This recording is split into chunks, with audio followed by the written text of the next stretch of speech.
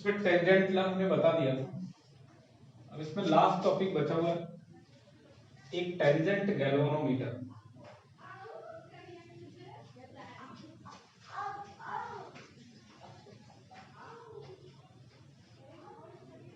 Tangent galvanometer पढ़ना। Tangent galvanometer भी बिल्कुल टेंजेंट लॉ पे ही बेस्ड है कि दो परपेंडिकुलर मैग्नेटिक फील्ड होंगी और उनमें डिफ्लेक्शन आएगा। कोई हम डाइपोल उसमें या कोई मैग्नेटिक नीडल लगाएंगे तो उस डिफ्लेक्शन की वजह से जो परपेंडिकुलर डिस्टेंस होगी तो हॉरिजॉन्टल कंपोनेंट ऑफ अर्थ की जो मैग्नेटिक फील्ड से एंगल बनाएगा थीटा, वो सीधे सीधे tan थीटा के फॉर्मेट में आएगा। इसी वजह से टेंजेंट गैल्वेनोमीटर बोलते भी हैं। तो हमने ये लॉ आपको पहले भी बताया था इससे कि जैसे ये परपेंडिकुलर मैग्नेटिक फील्ड है BH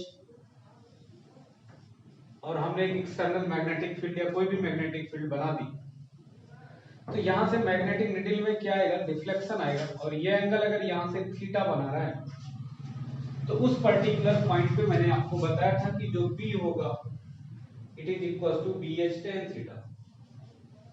यही तो क्या था, टेंजेंट लॉ था। या अगर आपको इसके लिए डिटेल में हमने कहा था कि ये पूरा जो डाइपोल होगा तो यहां से ये एक फोर्स लगेगा और ये MBH एक फोर्स लगेगा। यहां से भी बिल्कुल सिमिलरली ऐसे ये नेगेटिव पोल होगा तो ये MBH इधर लगेगा इस डायरेक्शन में और इधर एक ये लगेगा स्मॉल m इंटू बी। ये इस तरीके से बताया था मैंने कि ये टेंजेंट लॉ को फॉलो करते हैं तो इक्वल अपोजिट तो फोर्स कैंसिल हो जाएंगे, लेकिन जो टॉर्क होगा उनके कैंसिलेशन या न्यूट्रल बात की बात करेंगे, न्यूट्रल पॉइंट की, तो एक का साइन दूसरे के कॉस के साथ इक्वेट करेंगे तो ये आया था B = BH tan थीटा। अब ये जो टेंजेंट गैल्वेनोमीटर है, टेंजेंट गैल्वेनोमीटर में क्या करते हैं कि जो परपेंडिकुलर मैग्नेटिक फील्ड है उसमें अर्थ की तो magnetic horizontal component magnetic field रहेगी। फिर क्या करते हैं, फिर करते ये हैं कि एक करंट कैरिंग कॉइल लेते हैं और कॉइल को इस तरीके से रखते हैं कि इसकी जो मैग्नेटिक फील्ड आए उस कॉइल के सेंटर पे वो अर्थ के मैग्नेटिक फील्ड के परपेंडिकुलर हो हॉरिजॉन्टल कंपोनेंट की। जैसे ये है आपका हॉरिजॉन्टल कंपोनेंट जिसको हम BH कह रहे हैं इस तरीके से, और एक करंट कैरिंग कॉइल लेते हैं और उस कॉइल को ऐसा रखते हैं इस तरीके से।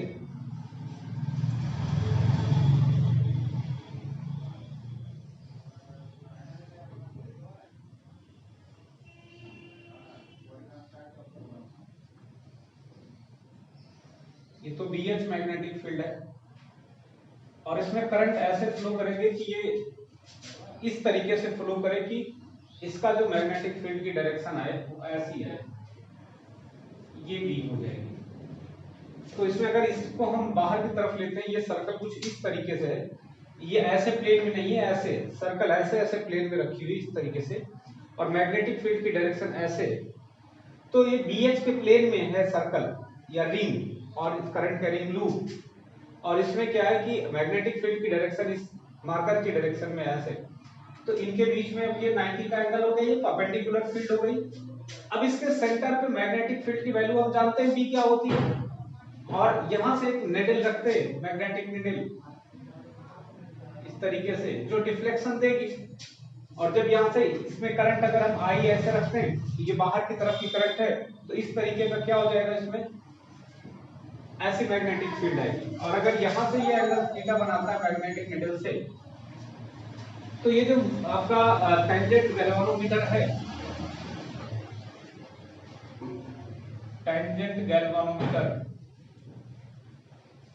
वो क्या करेगा कि वो करंट से डिफ्लेक्शन दे देगा। जैसे हमने इसमें करंट पास करी तो करंट पास करेंगे तो पर्टिकुलर करंट के साथ ही डिफ्लेक्ट होगा। तो यहां से हम करंट का मेजरमेंट कर सकते हैं इस गैल्वेनोमीटर से, मतलब करंट के साथ इसका डिफ्लेक्शन आएगा, ये क्या करेगा, डिफरेंट डिफ्लेक्शन सोर्स करेंगे। अगर इसका ये फिक्स है तो प्लेस फिक्स होगा तो horizontal component of magnetic field भी फिक्स होगी। अब यहां से ये जो मैग्नेटिक फील्ड होगी ये इसके सेंटर पर मैग्नेटिक फील्ड जो होगी वो ये होगी B centre of the coil, और सेंटर ऑफ द कॉइल पे मैग्नेटिक फील्ड की वैल्यू मैंने बताई थी mu naught I upon 2r, where r is the radius of the circle. अगर आप इसकी बात करें कि इसमें नंबर ऑफ टर्न्स n है, तो ये था mu naught N I upon 2r, like this, mu naught N I upon 2r, where n is the number of turns, ये नंबर ऑफ टर्न्स है, और r जो है ये radius of the circular wire है, r रेडियस है circle की या रिंग की, इस तरीके से। तो यहां से फिर वही चीज कि जो हमारी b होगी अकॉर्डिंग टू टेंजेंट लॉ,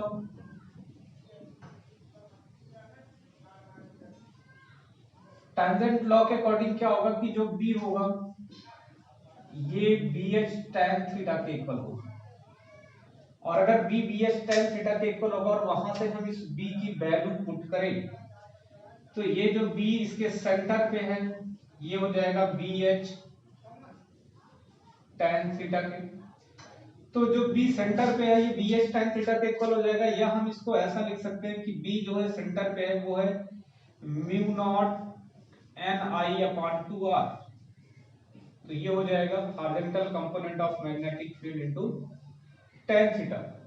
तो यहां से करंट I और थीटा में हम रिलेशन बनाना चाह रहे हैं, तो I हो जाएगा BH अपॉन, इधर ये जाएगा तो ऊपर मल्टीप्लाई होगा तो ये 2 टाइम्स R हो जाएगा, तो ये 2R इंटू BH ऐसा हो जाएगा, और नीचे की चीजें म्यू नॉट इंटू एन ऐसे हो जाएगा, और इंटू में ये आ जाएगा tan थीटा। तो यहां से करंट में और tan थीटा में रिलेशन आ गया। और अगर पर्टिकुलर प्लेस पे हम देखें तो पर्टिकुलर प्लेस पे मैग्नेटिक फील्ड का जो हॉरिजॉन्टल कंपोनेंट ऑफ अर्थ का horizontal component of magnetic field होता है BH, वो कांस्टेंट होगा पर्टिकुलर प्लेस पे, नंबर ऑफ टर्न कॉइल में फिक्स होंगे जितने हम बनाएंगे, और वहां पर स्पेस की जो मैग्नेटिक परमेबिलिटी होगी वो भी कांस्टेंट है, रेडियस ऑफ द सर्कल भी कांस्टेंट रहेगी, तो ये पूरा टर्म कांस्टेंट है, मतलब I is directly proportional to the tan theta होगा। तो इसको अप्लाई करने का एक तो सबसे अच्छा तरीका ये कि अगर फिक्स प्लेस पे इसको हम अप्लाई करते हैं, तो अगर BH कांस्टेंट है, ये जबकि होता है पर्टिकुलर प्लेस पे constant eight fix place,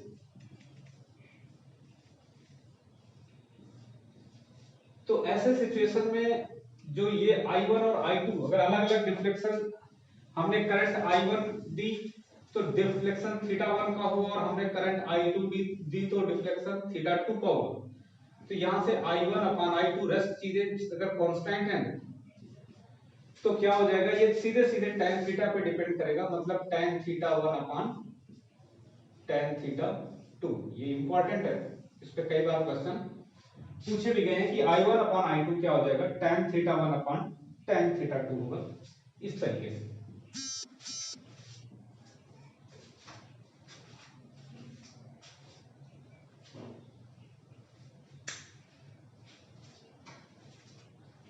I1 upon I2 tan theta 2 upon tan theta 1। कभी कभी इसको कंफ्यूज करने के लिए क्वेश्चन, भाई tan थीटा 1 को हम क्या लिख सकते हैं 1 अपॉन cot थीटा 1, और इसको 1 अपॉन cot थीटा 2, तो वहां पर होता ये टेंजेंट लाई है, लेकिन वो ऑप्शनल क्वेश्चन में ऐसा कर देते हैं कि I1 अपॉन I2 फॉर्मेट बदल देते हैं, तो I1 upon I2 tan theta 1 upon tan theta 2 होगा, लेकिन अगर ऐसा लिखा हो कि cot theta 2 upon cot theta 1, तो ये भी सही है, ऐसा नहीं कि आप इसे मना कर देंगे।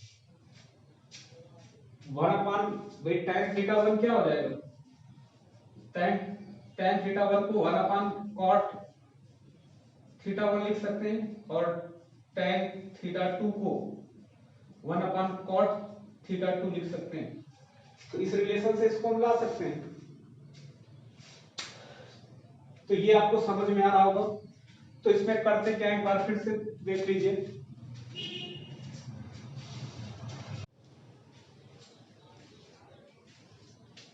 तो मैंने कहा कि इसको एक बार अगर आप फिर से देखते हैं तो क्या होगा, कि ये जो मैग्नेटिक फील्ड है, ये centre of the magnetic field है, जिसकी सेंटर रंग की वजह से ये इस BS के परपेंडिकुलर है, और इसमें जैसे हम करंट डालेंगे तो करंट डालते इसमें मैग्नेटिक फील्ड डेवलप होगी, और इस मैग्नेटिक फील्ड की डायरेक्शन इस डायरेक्शन में होगी, इससे परपेंडिकुलर होगा।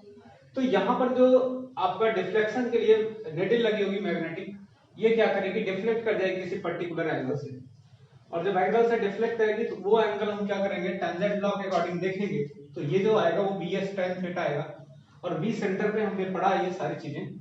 तो यहां से आप इस टाइप के क्वेश्चन को आसानी से कर सकते हैं। इसको थोड़ा और हम आगे बढ़ाते हैं। तो ये जो कांस्टेंट वाला टर्म है जिसको हमने प्रोपोर्शनलिटी में लिया है, अगर इसको हम ऐसा लिखना चाहें कि जो I है ये हो जाएगा, इतने को हम K लिख दें, तो ये K टाइम्स tan थीटा हो जाएगा इस तरीके से। और अगर हम K को देखें तो व्हाट इज K, यहां से आप K देख रहे होंगे, ये है 2 times R BH upon mu not into N। मतलब ये या तो स्ट्रक्चर किसका है, एक स्ट्रक्चर पे डिपेंड कर रहा है कॉइल के या रिंग के, या दूसरा क्या है, ये उस प्लेस पे डिपेंड कर रहा है जहां पर हम ये काम कर रहे हैं, मतलब horizontal component of earth magnetic field पे डिपेंड कर रहा है। इन दो बातों पे डिपेंड कर रहा है, अदरवाइज ये पूरा कांस्टेंट है। तो इस कांस्टेंट K को हम कहते हैं, ये रिड्यूसिंग फैक्टर है, रिड्यूसिंग फैक्टर K से इसे रिप्रेजेंट करते हैं ये।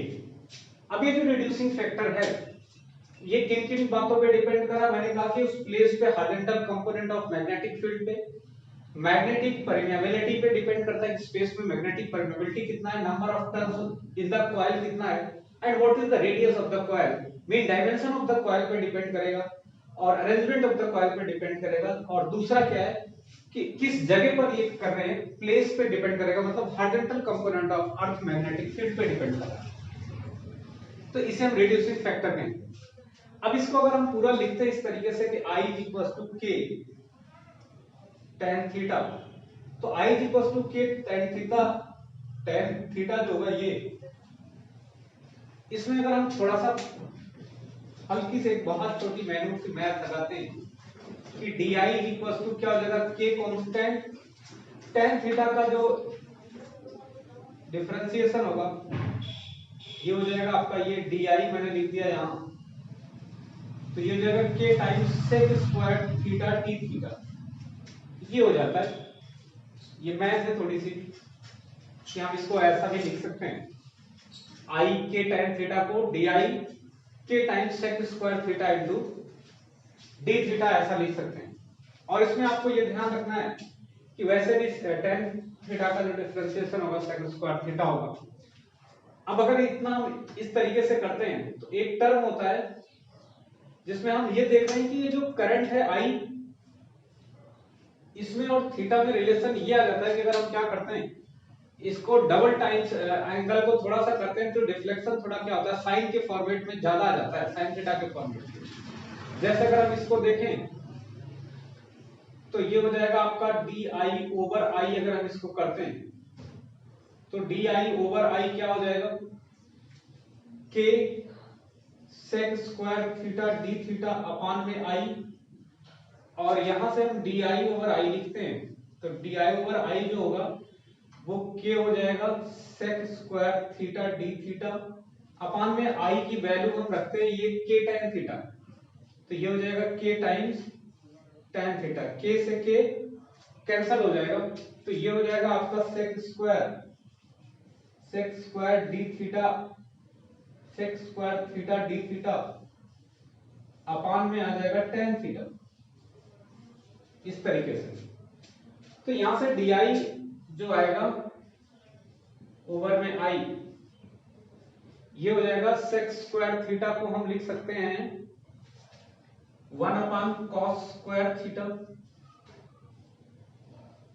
और ये ऊपर d थीटा है, और इसको लिख सकते हैं tan थीटा को sin theta upon cos theta, ऊपर चला जाएगा ऐसा।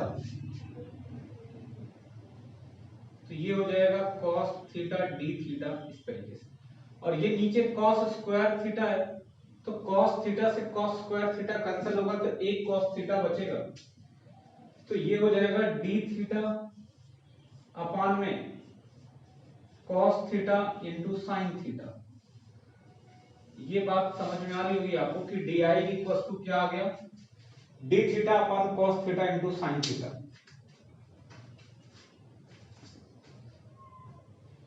और अगर इसको थोड़ा सा हम और, या आप इसे नोट कर लीजिए फिर आगे बताते हैं।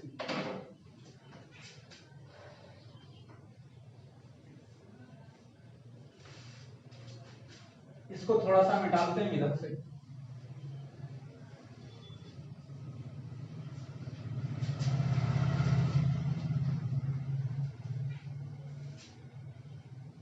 ये तो आप ये देखेंगे कि यहां से डी आई ओवर आई जो आएगा, डी आई ओवर आई, ये हो जाएगा डी थीटा अपान में sine theta into cos theta, ये हो जाएगा। या इसको अगर हम ऊपर नीचे 2 से मल्टीप्लाई कर दें तो डी आई ओवर आई जो आएगा ये हो जाएगा 2 टाइम्स डी थीटा अपान में 2 times sine theta into cos theta. तो डी आई ओवर आई जो हो जाएगा ये हो जाएगा 2 टाइम्स डी थीटा अपान, अगर आप ध्यान से देखें तो ये हो जाएगा क्या, 2 times sine theta into cos theta जो होता है 2 times sign A cos A को हो जाता है साइन 2a, तो ये हो जाएगा साइन 2 थीटा इस तरीके से। तो आप देख रहे होंगे कि डिफ्लेक्शन को हम क्या कर रहे हैं, यहाँ पर बढ़ा दे रहे हैं, ये डबल हो जाता है। अगर थीटा को 45 करेंगे तो 2 थीटा क्या आ जाएगा, 90 डिग्री आ जाएगा। तो आई करंट पे इसमें क्या होगा, हायर डिफ्लेक्शन होता है। ये बात यहाँ बताने की कोशिश की जा रही है कि इस लॉ के अकॉर्डिंग हम साइन थीटा के टर्म्स में, जो tan थीटा के टर्म्स में क्या था, थीटा था, वो यहाँ पर 2 थीटा के टर्म्स में। तो अगर साइन के फंक्शन में इसको हम करते हैं तो ये क्या हो जाएगा,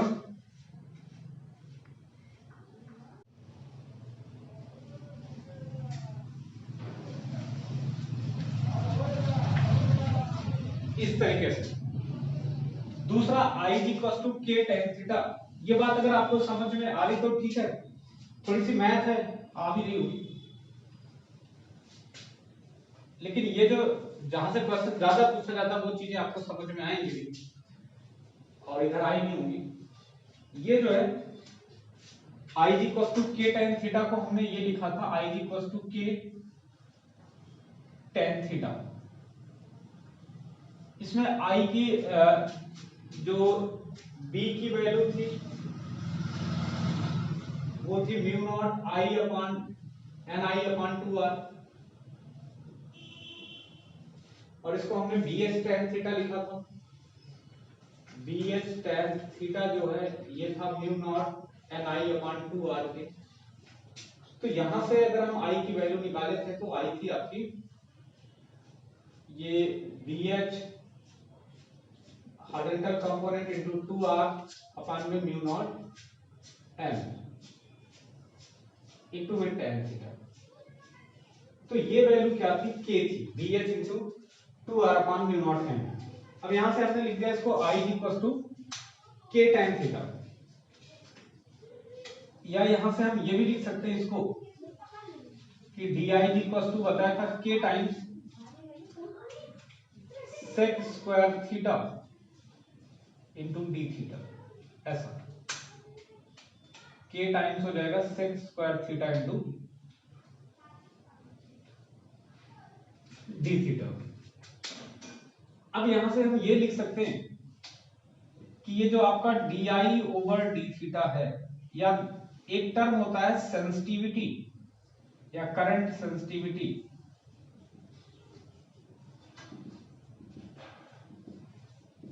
सेंसिटिविटी का मतलब कितना सेंसिटिव है कोई इंस्ट्रूमेंट। और सेंसिटिव होने का मतलब ये नहीं होता कि सेंसिटिविटी का टर्म ज्यादा हो तब ये चीज ज्यादा सेंसिटिव होगी। जैसे हमने कहा कि सेंसिटिविटी जो होती है वो D theta over D I होती है, मतलब यूनिट करंट पे कितना डिफ्लेक्शन देगा। तो इसकी वैल्यू जितना कम होगी उतना ज्यादा कोई चीज सेंसिटिव होगी, कोई इंस्ट्रूमेंट सेंसिटिव होगा।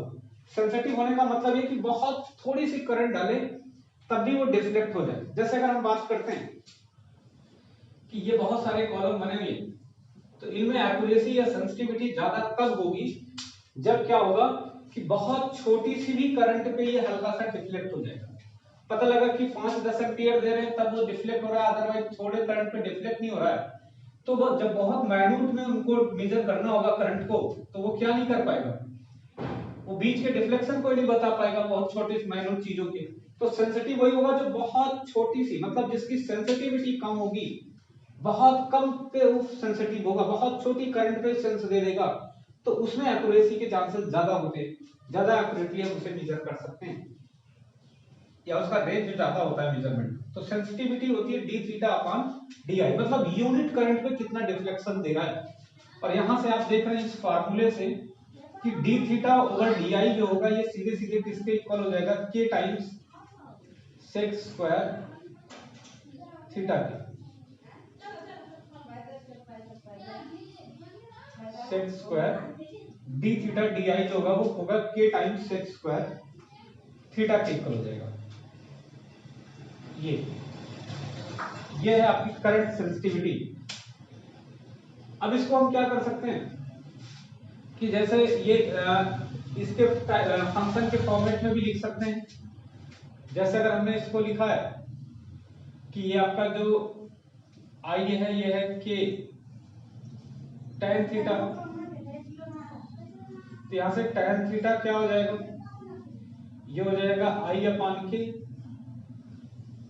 ये, या अगर हम इसे tan स्क्वायर थीटा लिखना चाहें तो tan स्क्वायर थीटा क्या हो जाएगा, आई स्क्वायर अपान के स्क्वायर। ये अब आई स्क्वायर, अब tan स्क्वायर थीटा की वैल्यू हम ये इस फॉर्मेट में लिख सकते हैं कि क्या होगा tan स्क्वायर थीटा। इसे नोट करिए फिर बताते हैं।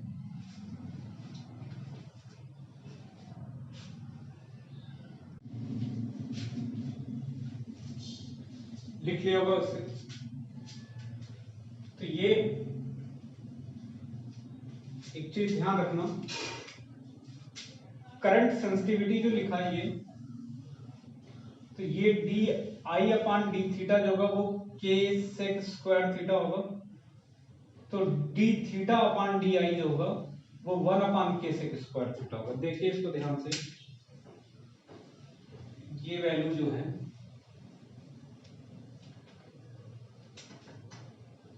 ये हो जाएगी डी थीटा, डी आई इधर जाएगा तो ये इधर आएगा, तो ये 1 अपान सेक स्क्वायर थीटा होगा, 1 अपान के टाइम्स सेक स्क्वायर थीटा।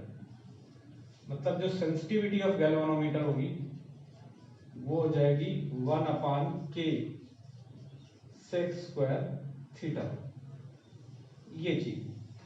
और ये आप जानते हैं कि I इक्वल टू के tan थीटा, जो भी बताया, तो I बाई के क्या हो जाएगा, tan थीटा हो जाएगा। तो I स्क्वायर अपान के स्क्वायर क्या हो जाएगा, ये tan स्क्वायर थीटा हो जाएगा ये। और इसको और थोड़ा सा इसे करंट सेंसिटिविटी या सेंसिटिविटी ऑफ गैल्वेनोमीटर भी कहते हैं, या गैल्वेनोमीटर सेंसिटिविटी कहते हैं, इसके नाम से भी पूछी जाती है।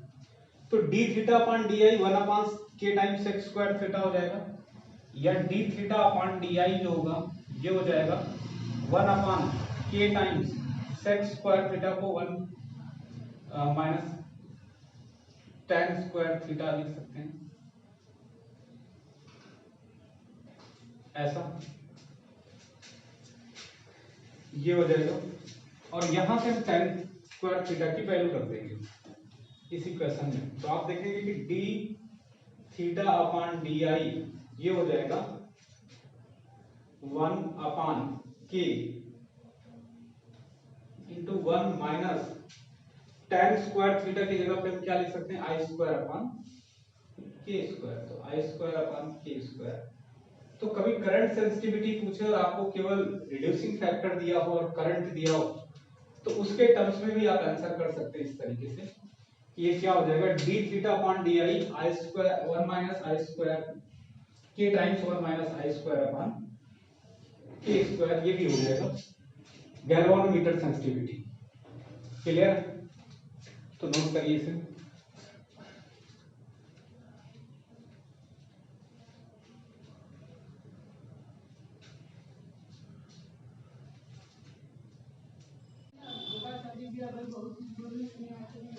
तो ये ध्यान रखना है इस तरीके से। ये हमने सेक स्क्वायर थीटा की वैल्यू रखी है 1 मिनट। ये एक मैथ है और क्षमा करेगा यहाँ गलती हो गई है। ये सेक स्क्वायर थीटा जो होता है ये 1 प्लस tan स्क्वायर थीटा होता है, ये आपको ध्यान रखना है। तो ये 1 प्लस tan स्क्वायर थीटा होगा, ये हो जाएगा आपका 1 प्लस आई, बस बाकी ठीक है। तो ये आपको ऐसे मेमोराइज करना है और ये मैथ वाले बच्चे जानते भी होंगे। तो ये सेक स्क्वायर थीटा हो जाएगा 1 प्लस tan स्क्वायर थीटा। ये तो ये चीज हो जाएगी आपकी। तो कभी भी आपसे करंट सेंसिटिविटी पूछी जाए और करंट सेंसिटिविटी या आपको गैल्वेनोमीटर की सेंसिटिविटी पूछी जाए और आपसे रिड्यूसिंग फैक्टर के की वैल्यू दी हुई हो, अगर ना भी दी हुई हो, तो आपको कॉइल का क्या दिया रहेगा, नंबर ऑफ टर्न दिया रहेगा, रेडियस दिया रहेगा, हार्जेंटल कंपोनेंट की मैग्नेटिक फील्ड दी जाएगी अर्थ की, तो आप वहां से निकाल लेंगे के की वैल्यू और निकालने के बाद इस फॉर्मूले में रखेंगे तो आपको क्या मिल जाएगी, सेंसिटिविटी मिल जाएगी। तो ये आपका ओवरऑल जो है टेंजेंट गैल्वेनोमीटर हो गया। एक क्वेश्चन कर लेते हैं इस पे, उसके बाद फिर नेक्स्ट टॉपिक की तरफ बढ़ेंगे।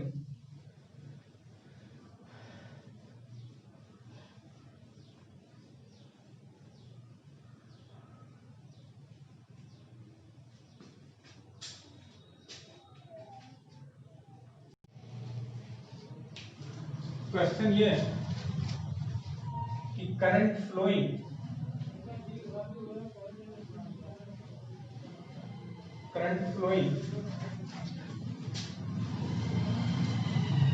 in the coil which is placed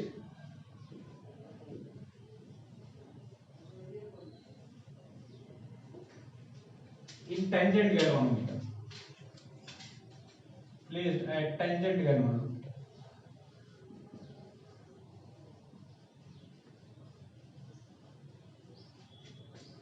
The current flowing in the coil which is placed in tangent galvanometer is increased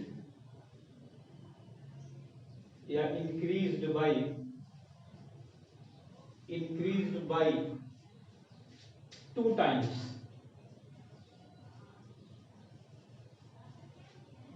दोगुने से इंक्रीज होती है, increased by 2 times, then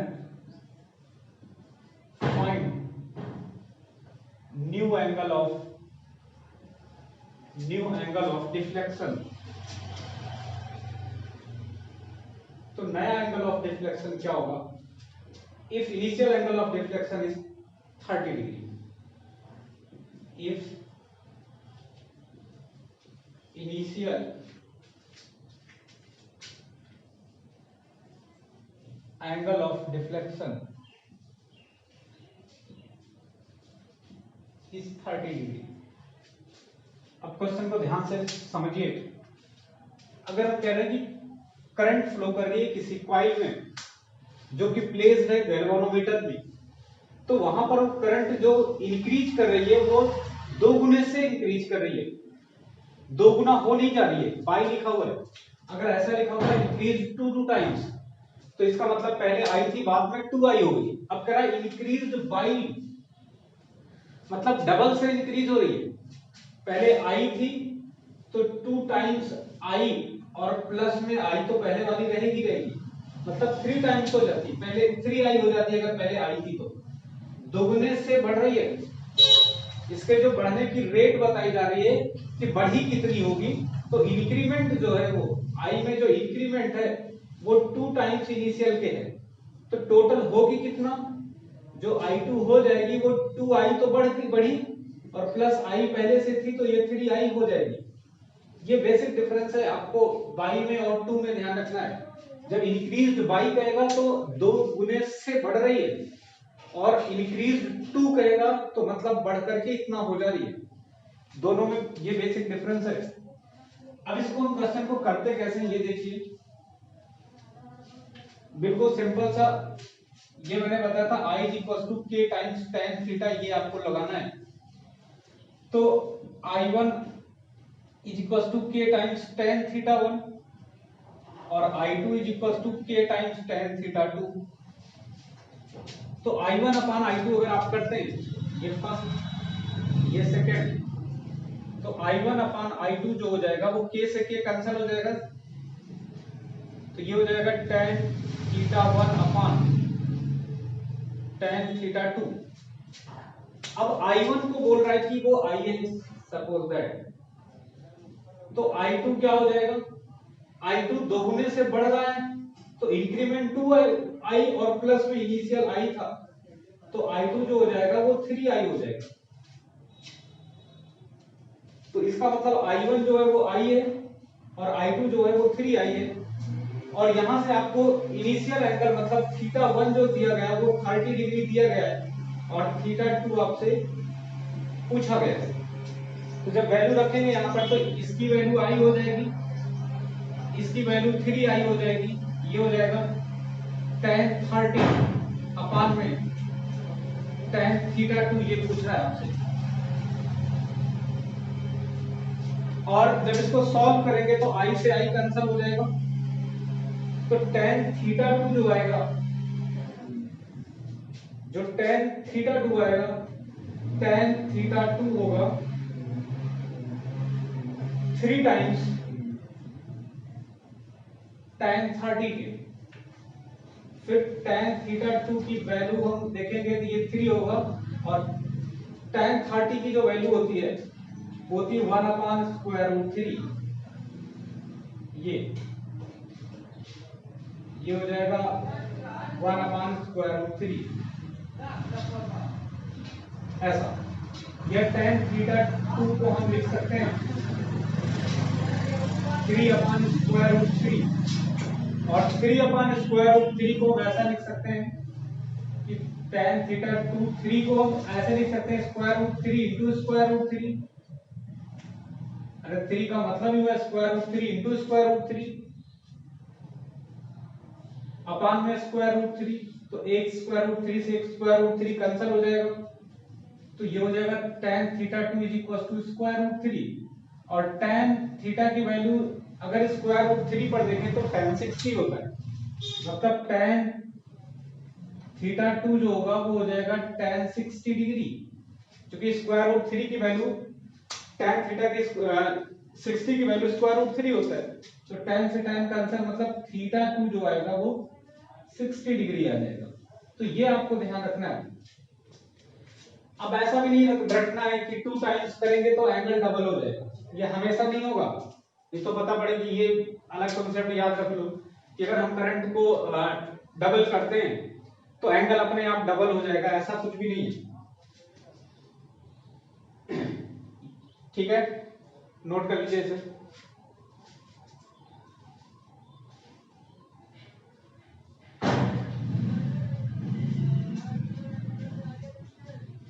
इसके बाद इसी क्वेश्चन में अगर हम बाई की जगह 2 कर देते हैं तब क्या हो जाएगा, हम इसको increase to 3 times of initial कर देते हैं, तो फिर यही सोल्यूशन होगा। बस यहाँ 2 की जगह हमको 3 करना पड़ेगा। अगर हम इंक्रीज टू 2 करते हैं तो इस जगह पे 2i रखना पड़ेगा फिर, और फिर ये वैल्यू जो होगी वो 2 आएगी, और इस तरीके से होगा। क्लियर?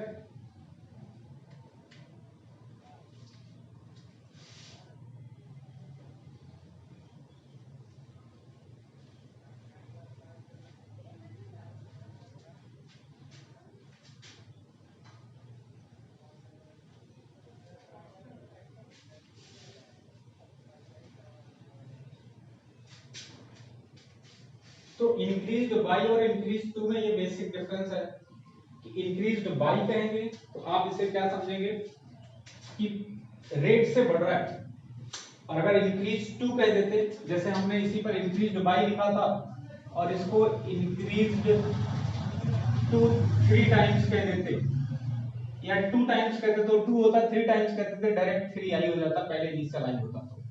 तो ऐसे भी क्वेश्चन आप कर सकते हैं।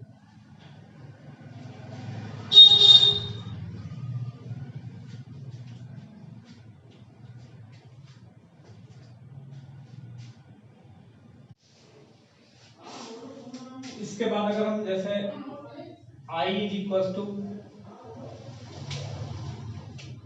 के टेन थीटा बताया था, तो I में हमें k की जो वैल्यू रखी थी वो 2r upon into B H upon mu naught N था ये, और इंटू में यहाँ टेन थीटा। तो अगर हमने k की डेफिनेशन की बात करी तो k होगा क्या, k की बात करते हैं तो k हो जाएगा i अपान टेन थीटा। इसका मतलब ये हुआ कि k वो करंट है जब डिफ्लेक्शन क्या हो जाए, मतलब टेन थीटा की वैल्यू 1 हो जाए तो k i हो जाएगा, और टेन थीटा 1 कब होता है, जब टेन 45 होता है। इसका मतलब थीटा क्या हो जाएगा 45 डिग्री। तो ये वो करंट है जो 45 डिग्री डिफ्लेक्शन के लिए रिस्पॉन्सिबल होता है, उसी को हम क्या बोल देते हैं, ये फैक्टर बोल देते हैं, रिड्यूसिंग फैक्टर कहते हैं। अब इसकी डेफिनेशन अगर देखते हैं तो बस क्या फिक्स होना चाहिए कि horizontal component of magnetic field, मतलब एट अ प्लेस और फिक्स कॉइल के लिए इसकी जो वैल्यू होती होगी वो फिक्स होती होगी। मतलब एक फिक्स कॉइल जो है एक फिक्स करंट पे 45 डिग्री डिफ्लेक्शन देगा एक पर्टिकुलर प्लेस पे। अगर हम प्लेस ना चेंज करें और उस कॉइल को ना चेंज करें तो उतना करंट डालने पे वो 45 डिग्री का ही डिफ्लेक्शन देगा। लेकिन अगर दूसरे नेचर की कॉइल है, उसमें टर्न्स अलग है, रेडियस अलग है, तो उसका 45 डिफ्लेक्शन अलग करंट पे आएगा। तो हम ये बोलेंगे कि उसका रिड्यूसिंग फैक्टर एक अलग है क्योंकि उसका नेचर अलग है। या अगर उसका नेचर सेम है, रेडियस सेम है, और वहां स्पेस में जो परमेबिलिटी है वो भी वही है, नंबर ऑफ टर्न्स भी सेम है, अगर हम प्लेस चेंज कर देते हैं जहां पर मैग्नेटिक फील्ड का जो वर्टिकल हॉरिजॉन्टल कंपोनेंट है वो बदल जाएगा, तब भी उसकी क्या चेंज हो जाएगी, रिड्यूसिंग फैक्टर चेंज हो जाएगा। तो कई बार एग्जाम में पूछा जाता है रिड्यूसिंग फैक्टर क्या होता है। तो ये के जो है वो आई पर या किसी पर्टिकुलर एंगल पर डिपेंड नहीं करता। अगर यहाँ से हम के की बात करें कि ये थीटा पे डिपेंड करा या होते, ये इसके नेचर ऑफ द मटेरियल पे डिपेंड करा है और उस प्लेस पे जहां पर हम मैग्नेटिक फील्ड डिटरमाइन कर रहे हैं। तो कभी आप ये नहीं कहेंगे कि के जो डिपेंड कर रहा है, इट डिपेंड्स ऑन, एक तो नेचर ऑफ द कॉइल पे, नेचर ऑफ द कॉइल का मतलब कि डायमेंशन ऑफ द कॉइल पे, जैसे एक तो रेडियस पे, दूसरा नंबर ऑफ टर्न्स पे, तीसरा म्यू पे डिपेंड कर रहा है, मीडियम या स्पेस में एयर की जो है space magnetic permeability, magnetic permeability इन पे डिपेंड कर रहा है, मतलब म्यू नॉट पे। और जो बहुत इंपॉर्टेंट है तीसरी बात, वो प्लेस पे डिपेंड कर रहा है, place in the sense horizontal component of earth magnetic field, कि वहां पर हॉरिजॉन्टल अलग अलग जगहों पर horizontal component of earth magnetic field अलग अलग होती है, मतलब हॉरिजॉन्टल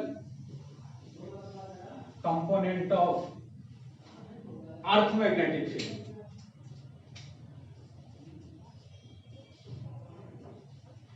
मैग्नेटिक फील्ड दिख रहा है नीचे, ठीक है। Horizontal component of earth magnetic field इन पे डिपेंड करेगा। तो ये आपको ध्यान रखना है कि के किन किन बातों पे डिपेंड करता है या के है क्या। तो ये दैट अमाउंट ऑफ करंट है which is responsible for 45 degree deflection at a fix place and it depends on the nature of the coil, mean dimension of the coil and magnetic permeability of the medium or space and place where horizontal component of magnetic field at fixed place अलग अलग होगी। तो ये आपको ध्यान रखना है कि horizontal component of magnetic field पे डिपेंड करेगी, coil के नंबर ऑफ टर्न्स पे डिपेंड करेगी, रेडियस पे डिपेंड करेगी, इन सारी बातों पे। मतलब अगर एक ही कॉइल है, अलग अलग जगहों पर हम देखेंगे तो उसका रिड्यूसिंग फैक्टर चेंज हो जाएगा, या अगर एक ही जगह पे अलग अलग तरीके की कॉइल, अलग अलग रेडियस और टर्न्स की कॉइल आएंगे तो उसका भी के चेंज हो जाएगा। बाकी थीटा के पे ऐसे नहीं डिपेंड करता। तो आपको ये ध्यान रखना है कि 45 जब डेफिनेशन में लिखना है तो रिड्यूसिंग फैक्टर क्या है, वो 45 डिफ्लेक्शन लाने के लिए जो करंट हम सप्लाई करते हैं, that amount of current is called the reducing factor of that coil at that place. ये आपको ध्यान रखना है। फिक्स प्लेस पे ये क्या होगी, at fixed place amount of current which is responsible for the 45 degree of deflection of any coil tangent galvanometer is called the reducing factor of that coil galvanometer at that fixed place। Clear है? तो ये आपका हो जाएगा coil galvanometer, या इसे हम क्या बोलेंगे, tangent galvanometer। तो ये टॉपिक खत्म हो गया। अब हम लोग इंटेंसिटी ऑफ मैग्नेटाइजेशन, थोड़ा सा मैटर के बारे में पढ़ेंगे, और डाया पैरा मैग्नेटिक और मैग्नेटिक ससेप्टिबिलिटी। ये टॉपिक खत्म हो गया लगभग, नेक्स्ट कल तक खत्म हो जाएगा।